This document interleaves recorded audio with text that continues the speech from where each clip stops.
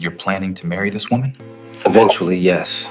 Love is weakness, Jamal. Love is what happens when you're not strong enough to stand alone. Love is what happens when you need someone else to make you feel complete. Vincent Santiago ruled Miami like a god. Everything that happened in the city happened because Vincent allowed it. Every business deal that went through, every shipment that came in, every powerful person who stayed in power. It was all because Vincent wanted it that way. For 15 years, Vincent had built an empire on the principle that he controlled everything. Everyone answered to him. Everyone obeyed him. Everyone understood that Vincent Santiago was the most powerful man in Florida. And then his younger brother Jamal fell in love with Amara Robinson. When Vincent found out, he told Jamal to end it. He said it wasn't a request, it was a command. Vincent didn't ask nicely. Vincent didn't explain. Vincent just expected obedience. But Jamal refused. For the first time in his life, someone defied Vincent Santiago, and Vincent couldn't stand it. He couldn't stand the idea that his own brother thought he could make his own decisions. He couldn't stand the idea that someone under his roof would dare to choose love over loyalty to his power. He couldn't stand the idea that Jamal was proving to everyone in the organization that Vincent's control wasn't absolute. So Vincent did what he always did when someone defied him. He had Jamal killed. And for 10 years, the woman Jamal was supposed to marry waited for her revenge. She became Vincent's friend. She became his confidant. She became the only person he trusted. And when Vincent finally proposed to her, he thought he was taking something from his dead brother. He thought he was proving his power. He thought he was showing everyone that nothing, not even love, not even family, could defy him. But Amara had something else planned. This is a story about power. This is a story about a man so obsessed with control that he'll destroy anyone who challenges him. This is a story about a woman who watched that power destroy the person she loved. And this is the story of what happens when she decides to use that same power against him. This is the story of Amara Robinson and Vincent Santiago. And it all starts with a man who couldn't bear to be defied. So I want you to stick with me for this story, because what you're about to hear will make you question everything you think you know about power, love, and what people are willing to do when someone threatens their control. And it all starts with a brother who wouldn't obey. 15 years earlier, Vincent Santiago grew up with nothing. His parents were poor. They worked hard. They sacrificed everything. But no matter what they did, they couldn't give Vincent and his younger brother Jamal the kind of life that people from wealthy families had. When Vincent was 16, he made a choice. He decided that he was never going to be powerless again. He decided that he was never going to have to answer to anyone. He decided that he was going to build an empire where he controlled everything and everyone. By 25, he was running the drug trade in Miami. By 30, he was the most powerful criminal in the entire Southeast. By 35, he was a billionaire. And with that power came something that Vincent loved more than anything else. Control. Vincent's control was absolute. His organization knew that if they didn't follow his orders, they would die. His competitors knew that if they tried to move against him, they would lose everything. The police and judges in Miami knew that if they didn't take Vincent's money, Vincent would make sure their families paid the price. Everyone answered to Vincent. Everyone obeyed Vincent. No one defied Vincent Santiago. This was how Vincent liked it. His younger brother Jamal, however, was different. Jamal was a legitimate businessman. He'd gone to college. He'd gotten a good job as a software engineer. He'd built a life that didn't depend on Vincent's money or Vincent's power. Jamal had chosen a different path. Vincent didn't like that. Vincent thought Jamal should be grateful for the money Vincent had made. Vincent thought Jamal should want to be part of the organization. Vincent thought Jamal should respect Vincent's power and authority. But Jamal politely refused. He said he wanted to build his own life. He said he wanted nothing to do with Vincent's criminal enterprise. He said he wanted to be his own man. This bothered Vincent more than he would admit. Then Jamal fell in love with Amara Robinson. Jamal brought Amara to a family dinner at Vincent's mansion. Vincent knew immediately that this wasn't just a casual girlfriend. He could see it in the way Jamal looked at her. He could see it in the way he held her hand. He could see it in the way he introduced her to Vincent like she was the most important person in his life. "This is Amara," Jamal said. "She's a teacher, she's incredible." Amara was beautiful, yes, but more than that, she was kind. She was genuine. She was everything that Vincent wasn't. She was everything that Jamal wanted to be. "So you're a teacher," Vincent said, his voice cold and measured. "Yes," Amara said with a smile. "I teach at a community center in a neighborhood that doesn't have a lot of resources.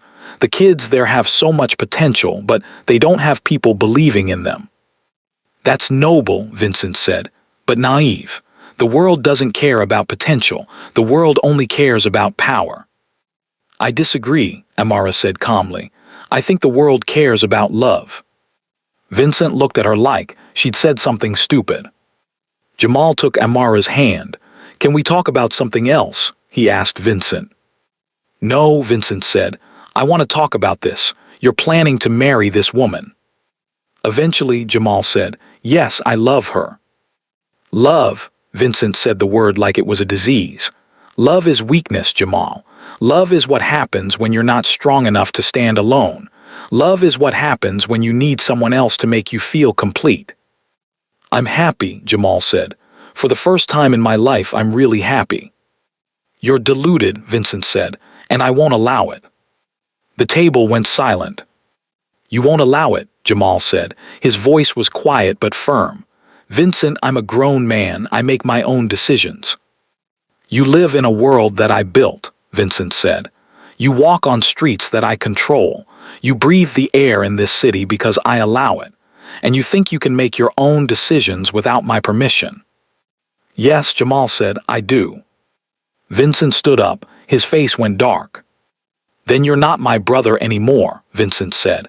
"And if you marry this woman, there will be consequences." He walked out of the room. After that dinner, Vincent made it clear that Jamal needed to end the relationship. He sent messages through his organization. He made threats.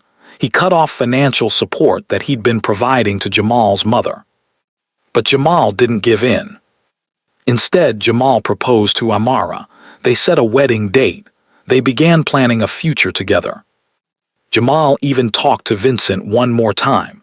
He went to Vincent's office and tried to reason with him. "You can be happy for me," Jamal said. "You can let me be my own person.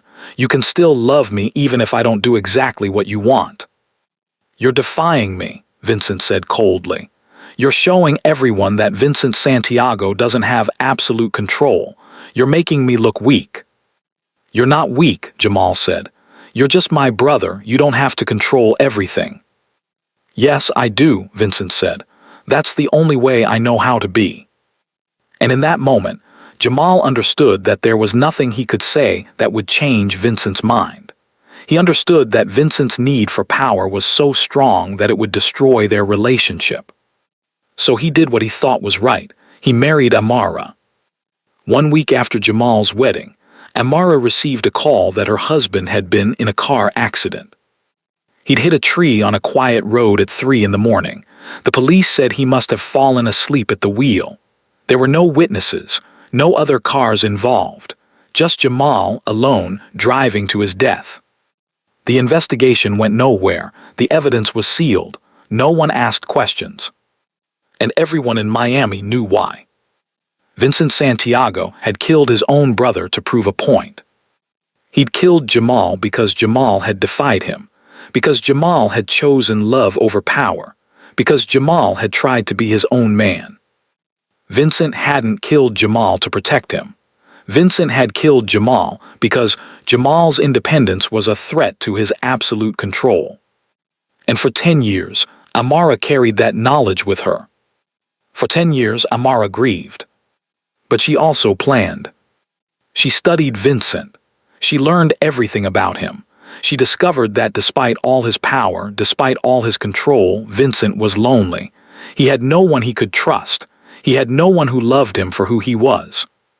Because everyone who knew him feared him. No one actually liked him. No one actually cared about him as a person. Amara decided to fix that. She positioned herself in Vincent's life. She became his friend. She became someone he could confide in. She became the only person in his entire empire who treated him like a human being instead of a god. And slowly, over 10 years, Vincent fell for her. He fell hard. He started to believe that Amara actually cared about him. He started to believe that she saw him as something other than a crime boss. He started to believe that maybe, just maybe, he wasn't actually alone. And he decided to marry her. But Vincent didn't want to marry Amara because he loved her. He wanted to marry her because he wanted to prove something. He wanted to prove that he had won, that he had taken the woman his brother wanted and made her his, that even love could be conquered and controlled and turned into a display of his power. He was marrying Amara to prove that nothing, not even the memory of his dead brother, could defy him. Vincent came to Amara's apartment on a Friday night. He was dressed impeccably. He had a diamond ring in his pocket that cost more than most people made in a lifetime. "Marry me," he said, getting down on one knee. It wasn't a request. It was a command. It was Vincent expecting obedience just like always. Amara looked at him. She thought about Jamal. She thought about the man she'd loved. She thought about how Vincent had killed him for the crime of being independent. And she said yes. What Vincent didn't know was that Amara had made contact with the FBI years ago. She had an agent named Terrence Williams who'd been investigating Vincent for almost a decade. Terrence wanted Vincent in prison. He wanted all of Vincent's crimes exposed. He wanted to bring down the entire empire. But he didn't have enough evidence. He didn't have access. He didn't have anyone on the inside. Until Amara came to him. "I can get you everything," she told Terrence. "I can document his crimes. I can record his confessions. I can get him on audio admitting to murders." Why, Terrence had asked. "Because he killed the man I loved," Amara said. "Because his need for power is so strong that it destroys everything it touches. And because no one should have that much control over other people's lives." Terrence had given her a phone, a secure phone. They'd set up meetings. They'd created a plan. The plan was simple. Amara would become Vincent's wife. She would document his crimes. She would gather evidence. And on the wedding day, with 500 guests watching, the FBI would arrest Vincent at the altar. It would be public. It would be humiliating. It would show everyone in Miami that Vincent Santiago's power wasn't absolute after all. Over the next 6 months, before the wedding, Amara got deeper into Vincent's world. She attended his business meetings. She met his associates. She learned about his operations. She documented everything. She discovered that Vincent's organization was even more extensive than she'd thought. She discovered that he had connections to international criminal syndicates. She discovered that he had murdered dozens of people, maybe more. And she discovered something else. She discovered that Vincent's brother Jamal hadn't actually wanted to work for Vincent. She discovered that Vincent hadn't killed Jamal to protect him. She discovered that Vincent had killed Jamal specifically because Jamal had refused to obey him. Vincent had killed his own brother because that brother had the audacity to make his own life choices. This knowledge made Amara's rage burn even hotter. Amara just confirmed what she's always suspected. Vincent killed Jamal not for family reasons, but because Jamal refused to obey him. Vincent's need for absolute power and control was so strong that he would murder his own family rather than let them defy him. Now Amara has to decide. Does she expose Vincent to the world? Does she let the FBI arrest him at the wedding? Does she go through with the plan that she's been developing for 10 years? Or has something changed now that she spent 6 months living inside Vincent's world? Before you keep watching, make sure you like this video and subscribe. This story is about to take a turn that nobody expects. Leave a comment. Do you think Amara should go through with her plan, or should she find another way? Now let's continue. 2 months before the wedding, something unexpected happened. Amara was in Vincent's office late one night looking through his files when she found something. It was a letter, an old letter, from Jamal to Vincent, written before the wedding. I know you don't approve, the letter said. I know you think I'm making a mistake, but I have to be my own person, Vincent. I have to make my own choices. And I hope that someday you can respect that. I hope that someday you can understand that love doesn't have to mean control, that family doesn't have to mean obedience. Amara sat there in the dark, holding her dead lover's words in her hands. And something shifted inside her. She thought about Vincent. She thought about how he'd been born into poverty. She thought about how he'd built an empire through fear and violence. She thought about how his need for control came from a place of deep insecurity. He'd never learned that there was another way to be. He'd never learned that he could be vulnerable. He'd never learned that people could care about him without fearing him. And now, in his 50s, he was finally trying to learn. He was trying to connect with Amara. He was trying to show her that he could be something other than a crime boss. But it was built on a lie. It was built on his need to control her. It was built on his desire to prove that he'd won something from his dead brother. The question was, did Amara destroy him for that, or did she give him the chance to actually change? 1 week before the wedding, Vincent did something that surprised everyone. He had one of his lieutenants arrested. The man was named Darius, and he'd been trying to move against Vincent. Darius had been talking to federal agents about making a deal. Darius had been threatening to expose everything. When Vincent found out, he didn't just arrest Darius. He brought him to his office and interrogated him personally. "You were going to betray me?" Vincent asked. "Yes," Darius said, because there was no point in lying. "You've lost your edge, Vincent. You're getting soft. You're thinking about a woman instead of the business, and I'm going to take over." Vincent listened to this. And then he realized something. Darius was right. Vincent had been losing his edge. Vincent had been thinking about Amara instead of his empire. Vincent had been trying to be something other than the ruthless crime boss he'd always been. And it was making him weak. So Vincent made a decision. He decided that he wouldn't become weak. He decided that he would marry Amara, yes, but he would do it to prove his power. He would do it to show everyone that nothing, not love, not emotion, not compassion, could make him less powerful than he'd always been. The wedding was going to be a statement. It was going to show everyone that Vincent Santiago controlled everything, even love. Amara lay awake in Vincent's penthouse, unable to sleep. She was thinking about the letter from Jamal. She was thinking about Vincent's loneliness. She was thinking about whether she had the right to destroy someone the way she was planning to.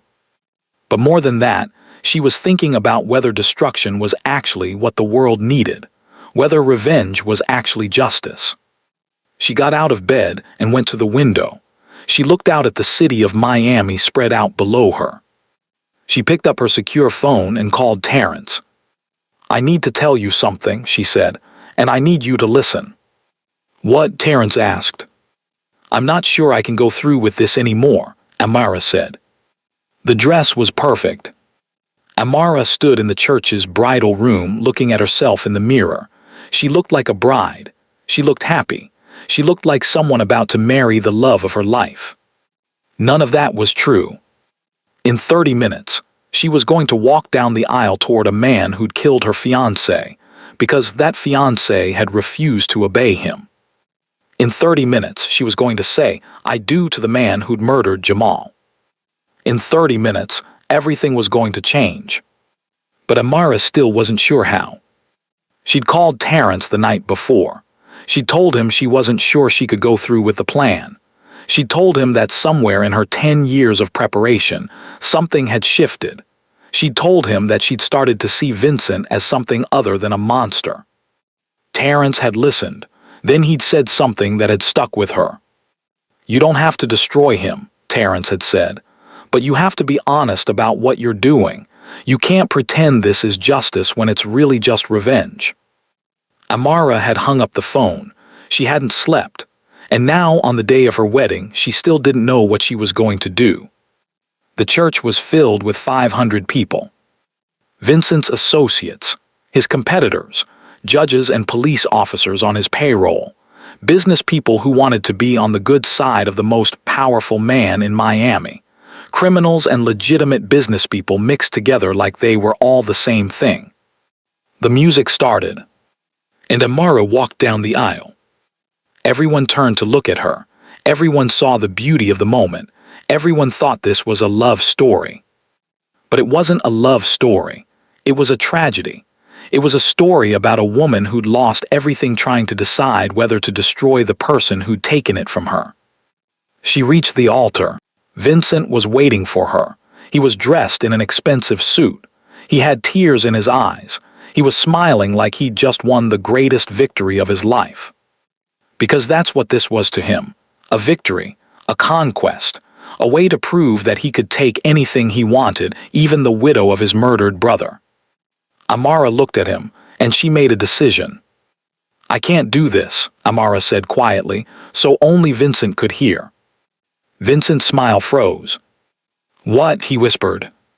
"I can't marry you," Amara said. "Not like this." The priest was confused. The audience was confused. Vincent was completely confused. "Explain," Vincent said. His voice was suddenly dangerous. "Explain what you mean." So Amara did. She told him that she was Jamal's fiancée. She told him that she'd spent 10 years planning to destroy him. She told him that she was an FBI informant.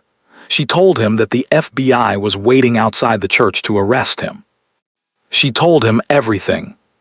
Vincent's face went through a series of transformations. First shock, then anger, then something that looked almost like relief. "You've been lying to me this whole time," he said. "Yes," Amara said. "And now you're confessing," he said. "Yes," Amara said. "Why?" Vincent asked. "Because," Amara said, "I realized something. I realized that destroying you isn't going to bring Jamal back. I realized that your control has already destroyed so many things, and I don't want to become like you. I don't want to destroy people because they've hurt me." Vincent was quiet for a long moment. "So what are you going to do?" he asked. "That's up to you," Amara said. "You can run, you can fight. You can do whatever you think a powerful man does when he's caught." "Or," Vincent asked. "Or," Amara said, "you can confess. You can tell the truth about what you've done. You can actually take responsibility."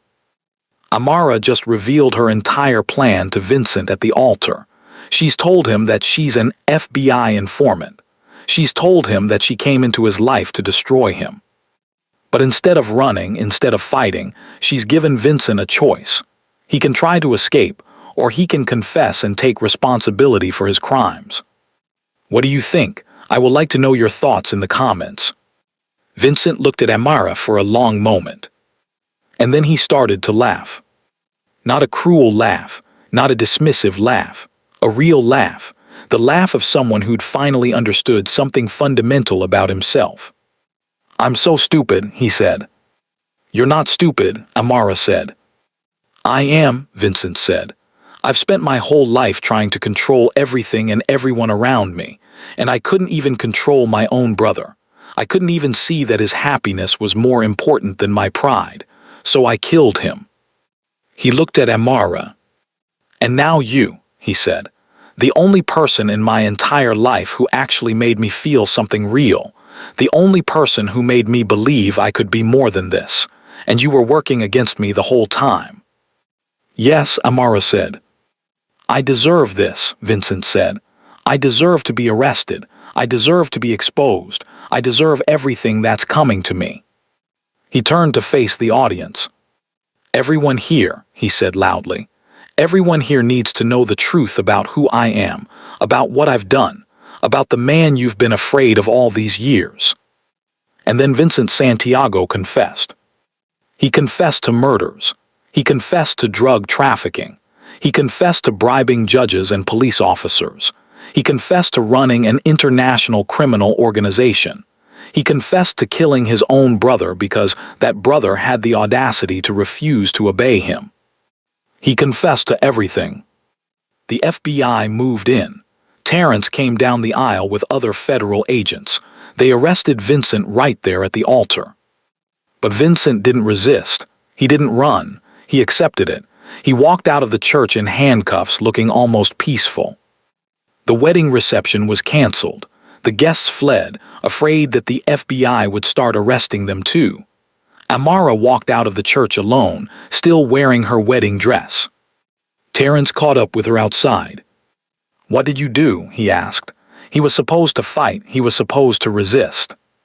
"I told him the truth," Amara said. "I gave him the chance to do the right thing, and he did." "You love him," Terrence said. "It wasn't a question." "I don't know what I feel," Amara said. "But I know that destroying him wasn't going to fix anything, so I gave him another option." A week after the arrest, Amara visited Vincent in the prison cell where he was being held. "You came," he said. "I came," Amara said. They sat across from each other with glass between them. "I've been thinking about what you said," Vincent told her.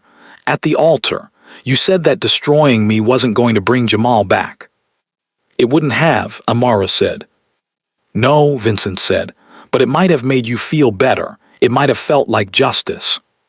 "It would have felt like revenge," Amara said, "and I'm tired of revenge." Vincent nodded. "I'm going to plead guilty," he said. "I'm going to take responsibility. I'm going to spend whatever time the courts decide I need to spend in prison." "I know," Amara said. "But I want you to know something," Vincent said. "For the first time in my entire life, I feel something other than the need for power. I feel regret. I feel remorse. I feel like maybe if I'd been a different person, Jamal could still be alive." "Maybe," Amara said. "Will you wait for me?" Vincent asked. "I don't deserve it, but will you?"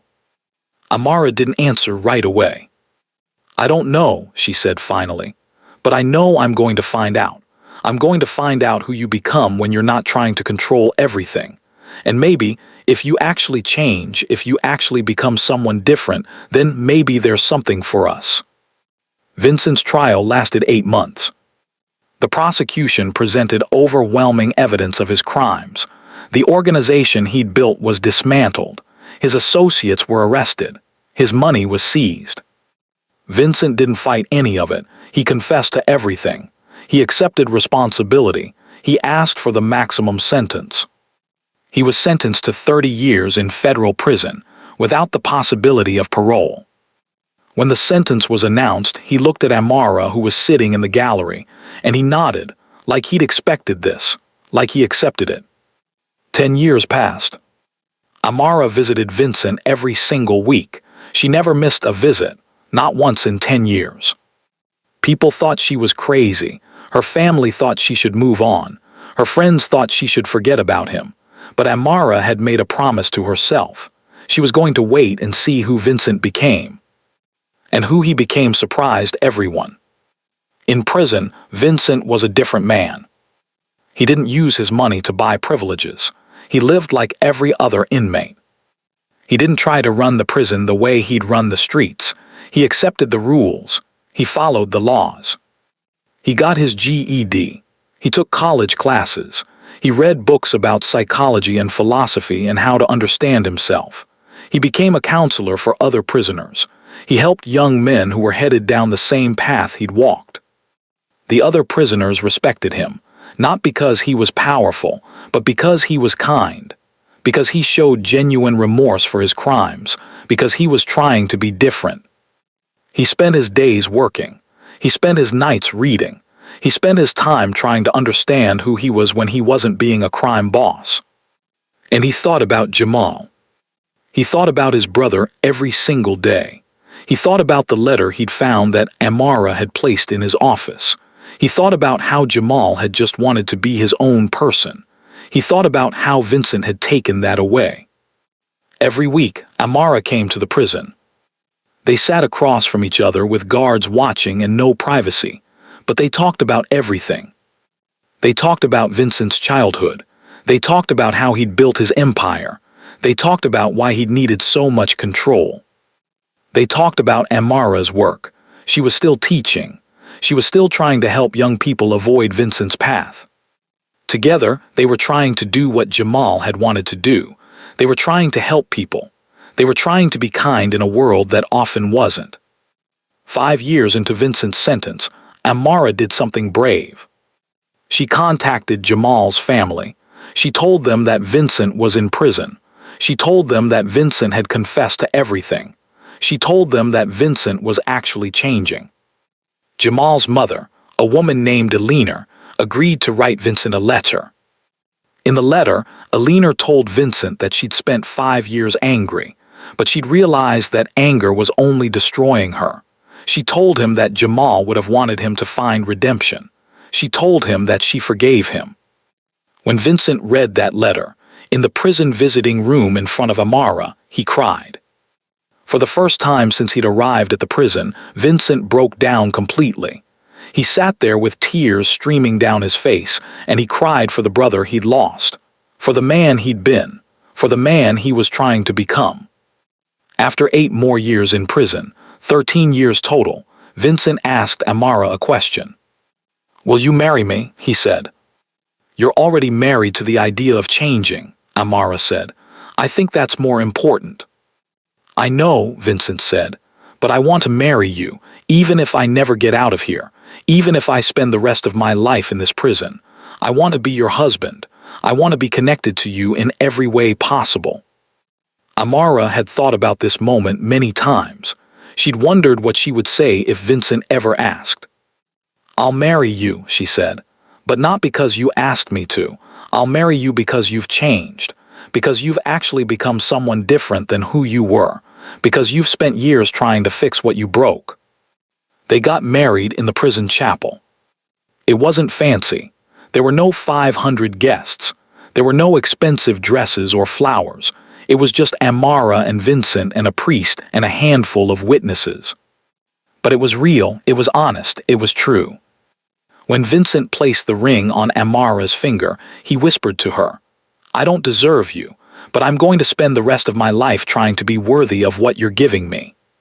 7 years after their prison wedding, 20 years after Vincent's arrest, something unexpected happened. The governor was reviewing cases of long-term prisoners who'd shown genuine rehabilitation.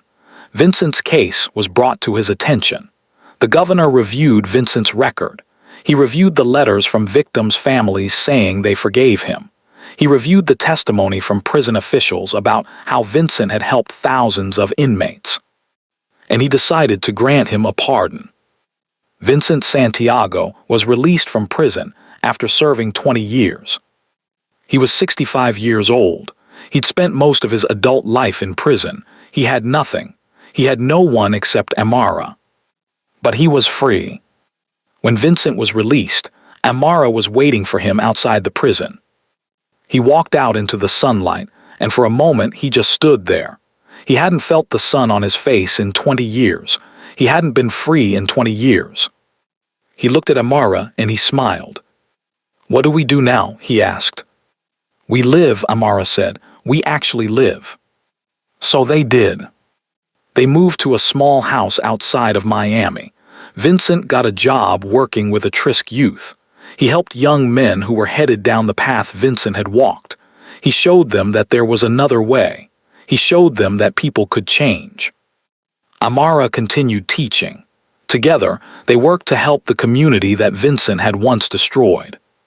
They weren't rich, they weren't powerful, but they were happy. 25 years after Jamal's death, Amara and Vincent stood at his grave. They brought flowers, they brought their hearts, they brought their gratitude. "I'm sorry," Vincent said, kneeling at the grave. "I'm sorry for what I did. I'm sorry that I took your life. I'm sorry that I needed power so much that I would kill my own brother just to prove that no one could defy me." He looked up at the gravestone with Jamal's name on it. "But I want to tell you something," Vincent continued. "I want to tell you that your death wasn't meaningless. Your death led to my change. Your death brought me and Amara together. Your death taught us that control is an illusion, that real power comes from love, not from fear. He stood up and took Amara's hand. Your life mattered, he said to the grave. Your death mattered, and I'm going to spend the rest of my life honoring your memory by being a man you could have been proud of. They stood there in silence, paying respects to someone who would never have another moment. This story isn't about revenge. It's about understanding that the need for power can destroy everything. It's about recognizing that control is an illusion. It's about understanding that the people who hurt us are often just hurt people themselves. Vincent didn't kill Jamal because he was evil. He killed Jamal because he was so insecure about his power that he couldn't bear to have anyone defy him.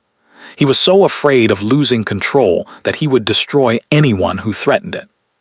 This is the darkness that power can create. This is what happens when a person believes that their worth comes from controlling others. Amara had the chance to destroy Vincent. She had the chance to take revenge. But she realized that revenge wouldn't heal her. It would only make her become like Vincent. It would only perpetuate the cycle of violence and control. So she chose something harder. She chose to give Vincent the chance to change. She chose to see him as a human being instead of a monster. She chose forgiveness. And in doing that, she not only changed Vincent's life, she changed her own. The lesson is this: we all have the choice to become like the people who hurt us, or we can choose a different path. We can choose compassion. We can choose to see people as capable of change. We can choose forgiveness. And when we do, we free ourselves. We don't free them. We free ourselves from the prison of our own hatred.